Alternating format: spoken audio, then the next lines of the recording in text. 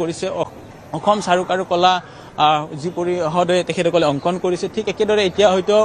মূৰ্তি অবক্ষয় মূৰ্তি উন্মোচনৰ ফালে আগবাঢ়িছে ধৰ্মীয় ৰীতি নীতিৰে কাম কাজেৰে এই মুহূৰ্তত সঠিকভাৱে দেখুৱাইছে যে ধৰ্মীয় ৰীতি নীতি যি ধৰণৰ পৰম্পৰা আছে পৰম্পৰাৰে জুবিনদাৰ অবক্ষয় মূৰ্তি এই মুহূৰ্তৰ উন্মোচনত এই মুহূৰ্ততো কিন্তু সেই পখিলাটো বিশেষ পখিলাটো এই মুহূৰ্ততো আছে সঠিকভাৱে জুম কৰি দেখুৱাব পখিলাটো যদি দেখুৱাই ঠিক একেদৰে উন্মোচনৰ প্ৰাকখনত এই পখিলাটোৰ কথা উল্লেখ কৰিছে যে ঠিক একেবাৰে মুখখনতে ওঠতে চুম্বন দি আছে বা জুবিনদাক এই মুহূৰ্তত এটা বিশেষ পখিলাই আজিও কিন্তু সেই বিশেষ দৃশ্যটো বিশেষ হৈয়ে ৰ'ব কাৰণ জুবিনদাৰ প্ৰতি থকা প্ৰকৃতিৰ যি মৰম ভাল পোৱা আজিও কিন্তু কোনো কাৰণতে প্ৰকৃতিয়ে অৱদান দিব এৰা নাই আজি এই মুহূৰ্তত এতিয়া কিছু সময়ৰ পিছতে প্ৰায় যি ধৰণৰ ধৰ্মীয় ৰীতি নীতি আছে ৰীতি নীতিৰে কাম কাজখিনি আগবাঢ়িছে শংখ বাজিছে দবা বাজিছে তাল বাজিছে কাঁহ বাজিছে মৃদু পৱন বাজি উঠিছে মৃদু ঘণ্টা বাজি উঠিছে আৰু লগে লগে জুবিনদাৰ অবক্ষয় প্ৰতিমূৰ্তি মুকলি হ'ব কিন্তু এটা বিশেষ পখিলাই এই মুহূৰ্তত জুবিনদাৰ ওঠত চুম্বন দি আছে এয়া কিন্তু অবিশ্বাসযোগ্য ইমানখিনি শব্দ হৈ আছে আৰু এইফালেৰে যিটো আছে বৌ আহিব পৰিয়ালৰ লোকসকল আহি আছে আৰু পৰিয়ালৰ লোকৰ অহাৰ লগে লগে মুকলি কৰা হ'ব জুবিনদাৰ বিশেষ অবক্ষয় প্ৰতিমূৰ্তি যিটো নুনমাটিত নিৰ্মাণ কৰিছিলে জ্যোতিশংকৰ ভট্টাচাৰ্যই আৰু জ্যোতিশংকৰ ভট্টাচাৰ্যই ইয়াৰ বিনিময়ত কোনো ধৰণৰ তেওঁ মাননি লোৱা নাছিলে উল্লেখ কৰিছিলে সেই কথা আমি দৰ্শকক জনাই দিব লাগিব বা ৰাইজক পৰিয়ালৰ লোক আহি আছে আৰু অহাৰ লগে লগে মুকলি কৰা হ'ব সেই প্ৰতিমূৰ্তিটো উল্লেখ কৰিছোঁ যে বিশেষ পখিলাটো যদি সম্ভৱ হয় বিশেষ পখিলাটো দেখুৱাই গৈছে বৌ আহি আছে আৰু এনেধৰণৰ এটা বৌ আহি আছে দেখুৱাইছে সঠিকছে যে বৌ আগবাঢ়িছে ঠিক একেদৰে বৌৰ লগত আমি কেইবাগৰাকী লোক দেখিছোঁ এয়া কিছু সময় পিছতে জুবিনদাৰ অবক্ষয় প্ৰতিমূৰ্তি উন্মোচিত হ'ব আৰু সেই কিছু আমি উল্লেখ কৰিছিলোঁ যে এটা পখিলা আছিলে কিন্তু পখিলাটো এই মুহূৰ্তত সেই স্থানৰ পৰা গুচি গ'ল আৰু আমি দেখুৱাইছোঁ যে বৌয়ে এতিয়া বাৰম্বাৰ বৌক সাহস হিচাপে থিয় দিছিলে দাদায়ে আৰু উল্লেখ কৰি কৈছিলে যে মই নাথাকিলেও তুমি হীৰৰ সেন্দুৰে জিলিকাই ৰাখিবা তুমি মই সাহস হৈ থাকিম বুলি কৈছিলে সেই হীৰৰ সেন্দুৰতে থাকিব জুবিনদা বুলি উল্লেখ কৰিছিলে আৰু এতিয়া এনেদৰে অবক্ষয় মূৰ্তিটো মুকলি কৰি দিলে এয়া আমি পোনপটীয়াকৈ দেখুৱাইছোঁ যে ৰাম ৰাম ধ্বনিৰে এই আকাশ বতাহ মুখৰিত হৈছে গুঞ্জৰিত হৈছে ইয়াতে ঢৌ নাগাৰা পেঁপা ঠিক একেদৰে শংখ মৃদু ঘণ্টা সকলো বাজিছে তালৰ শব্দৰে মুখৰিত হৈছে আৰু এয়া বৌয়ে উন্মোচনৰ দিশে আগবাঢ়িছে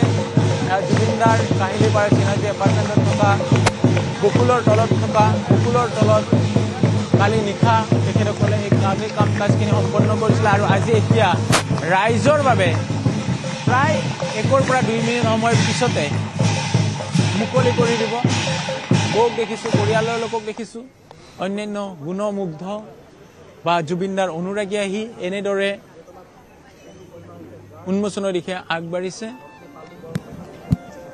এয়া আমি পোনপটীয়াকৈ নিউজ 18 অসম নৰ্থ ইষ্টৰ দৰ্শকসকলক দেখুৱাই গৈছোঁ যে বৌ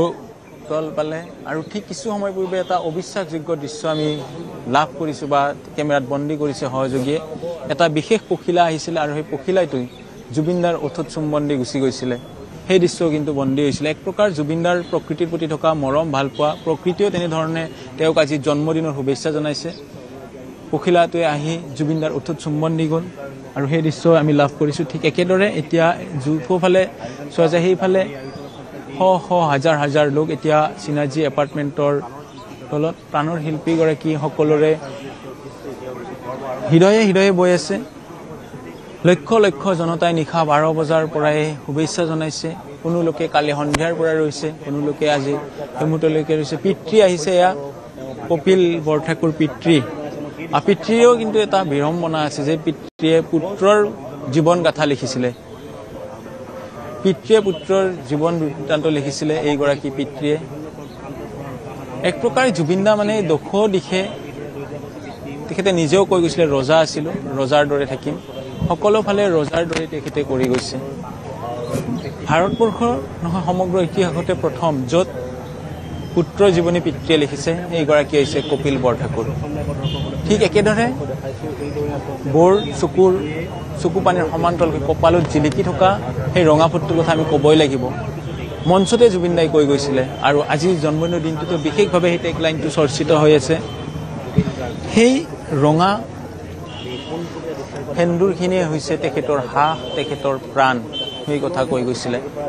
53 সংখ্যক উপজা দিন 54তম উপজা দিন ঠিক একেদৰে জুবিন দাৰ প্ৰথমটো উপজা দিন কোনেও কোনো কাৰণতে মানি নিব নোৱাৰে এই মুহূৰ্তত উন্মোচনৰ দিশে আগবাঢ়িছে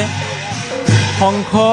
দবা কাহৰ তালৰ সমান্তৰালভাৱে এয়া উন্মোচন হ'ল জুবিন দাৰ আৱক্ষয় প্ৰতিমূৰ্তি এই মুহূৰ্তত নিউজ 18 অসম নৰ্থ ইষ্টৰ দৰ্শকসকলক দেখুৱাইছোঁ এয়া উন্মোচিত হ'ল চিনাৰ্জী এপাৰ্টমেণ্টত থকা জুবিন দাৰ 4.5 ফুট স্তম্ভৰ ওপৰত থকা জুবিন দাৰ আৱক্ষয় মূৰ্তি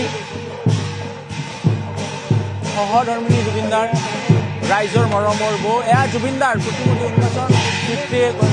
কপিল বৰঠাকুৰৰ সমন্বিতে এয়া দেখুৱাইছোঁ পোনপটীয়াকৈ জয় জুবিন দা ধ্বনিৰে উত্তাল হৈছে জয় জুবিন দা জয় জুবিন দা জয় জুবিন দা জয় জুবিন দা জয় জুবিন দা জয় জুবিন দা জয় জুবিন দা জয় জুবিন দা জুবিন দা আমাৰ হোক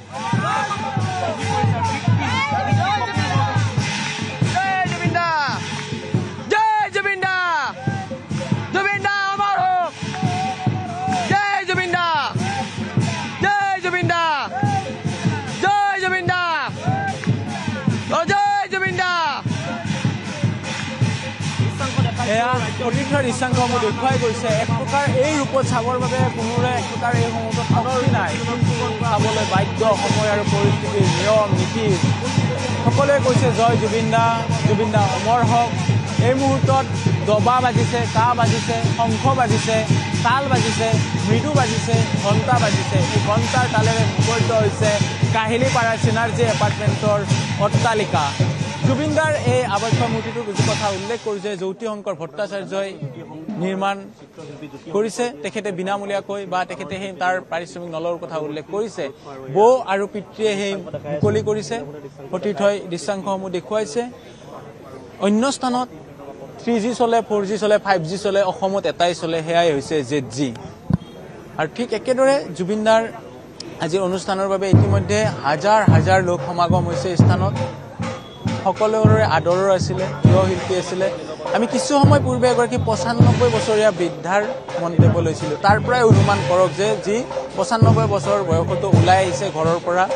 সেয়াই আছে জুবিন দাৰ প্ৰতি থকা মৰম আকুণ্ঠ ভাল পোৱা সকলোৰে চকুত চকু পানী দেখিবলৈ পোৱা গৈছে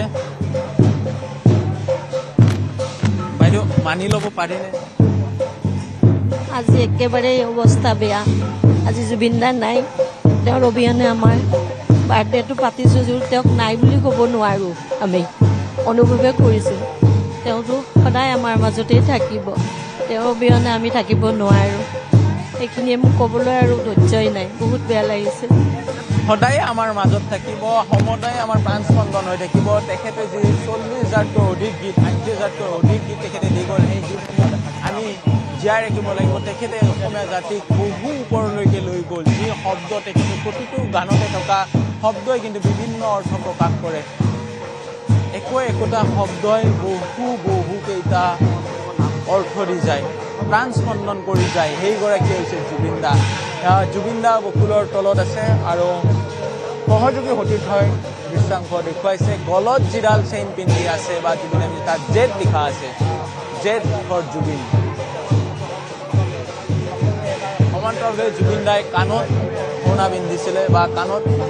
অলংকাৰ পৰিধান কৰিছিলে সেই সকলো অলংকাৰ দেখিবলৈ পোৱা গৈছে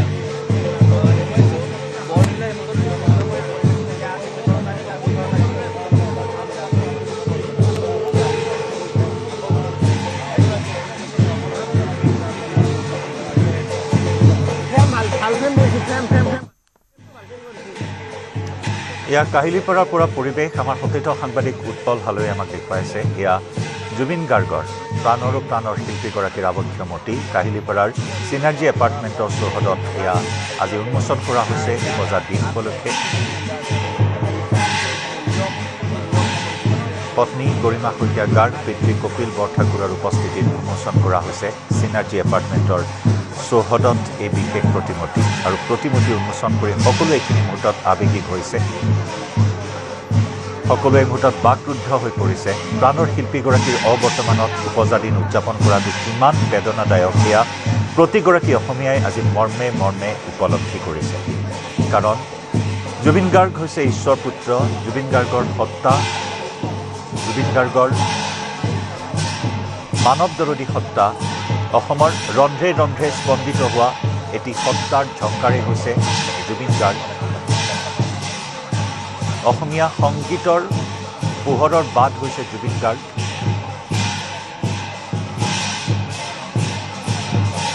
অসমীয়া জাতিৰ সংকটৰ সময়ত এটি সাহসৰ মাত হৈছে জুবিন গাৰ্গ। আৰু সেই জুবিন গাৰ্গবিহীন উপজা দিন পালন কৰাটো সকলোৰে বাবে এক অসহনীয়। তথাপি এই প্ৰাণৰ শিল্পীগৰাকীয়ে অসমীয়া জাতিৰ বাবে দি যোৱা এই অৱদান, সেই কালজয়ী সুৰ, কালজয়ী গীতেৰেই আজি প্ৰাণৰ শিল্পীগৰাকীক, অসমীয়াৰ প্ৰাণ স্পন্দন শিল্পীগৰাকীক স্মৰণ কৰি উপজা দিন উদযাপন কৰা হৈছে। কাৰণ অসমীয়া চিৰাই উপচিৰাই অনাদি অনন্ত কাললৈ গৈ থাকিব জুবিন নামৰ এই সুৰ, জুবিনৰ কালজয়ী গান। এয়া কাহিলীপাৰাৰ বাসগৃহত এক আৱেগিক পৰিৱেশৰ মাজত জুবিন গাৰ্গৰ আৱদ্ধ মূৰ্তি উন্মোচন কৰা হৈছে। বৃহৎ আকাৰৰ কেক